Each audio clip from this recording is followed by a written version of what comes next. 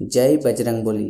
বন্ধুরা, আপনারা কি জানেন মাত্র একটি ছোট্ট গাছের শিকড় আপনার জীবনে বড় বড় সমস্যা দূর করে দিতে পারে? শুনতে অবাক লাগছে তো, কিন্তু শাস্ত্র মতে এমন কিছু গাছ আছে যাদের মধ্যে ভগবান হনুমানজির বিশেষ আশীর্বাদ বিরাজ করে। আর যদি আপনি সেই গাছের শিকড় মঙ্গলবারের দিন সঠিক নিয়মে ধারণ করেন, তাহলে আপনার জীবনে এমন পরিবর্তন আসতে পারে যা আপনি কল্পনাও করেননি।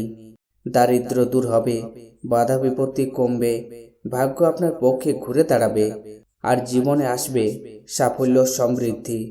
বন্ধুরা, মঙ্গলবার হলো ভগবান হনুমানজির প্রিয় দিন। এই দিনে প্রকৃতির মধ্যে এক বিশেষ শক্তির প্রবাহ থাকে, যা সাধারণ দিনের থেকে অনেক বেশি। এই কারণেই এই দিনে করা ছোট্ট একটি উপায়ও অনেক বড় ফল দিতে পারে। অনেকে দামি দামি রত্ন পরে ভাগ্য বদলাতে চান, কিন্তু সত্যি বলতে কি, সব রত্ন খাঁটি হয় না। অনেক সময় মানুষ প্রতারিত হয়। কিন্তু প্রকৃতির দেওয়া এই গাছের শিকড়, এগুলো একেবারেই খাঁটি, এবং শাস্ত্রে হাজার বছর ধরে এর মাহাত্ম্য বর্ণনা করা হয়েছে।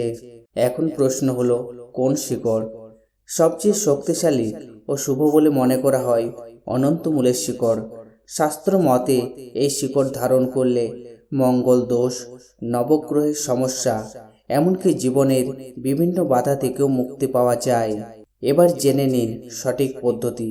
যে কোনো মঙ্গলবার এই শিকড় সংগ্রহ করুন, গঙ্গা জল দিয়ে ভালোভাবে পরিষ্কার করুন, তারপর বাড়ির পূজার স্থানে রেখে ভক্তি ভরে প্রণাম করুন। সম্ভব হলে একটি চামেলি তেলের প্রদীপ জ্বালান। এরপর শিকড়টি লাল কাপড়ে মুড়ে নিন এবং ডান হাতে বা বাহুতে ধারণ করুন। চাইলে রূপা বা তামার তাবিজেও রাখতে পারেন। বন্ধুরা, এই উপায়টি ছোট্ট হলেও এর প্রভাব খুবই গভীর। বিশ্বাস এবং ভক্তি থাকলে ভগবান হনুমানজি আপনার জীবনের সমস্ত সংকট দূর করে দিতে পারেন।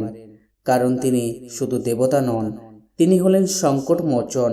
তাই দেরি না করে মঙ্গলবারই এই উপায়টি একবার করে দেখুন আর নিজের জীবনেই তার পরিবর্তন অনুভব করুন। কমেন্টে ভক্তি ভরে লিখুন, জয় বজরংবলী। ভিডিওটি লাইক করবেন, শেয়ার করবেন, চ্যানেলটি সাবস্ক্রাইব করে পাশে থাকবেন। ধন্যবাদ।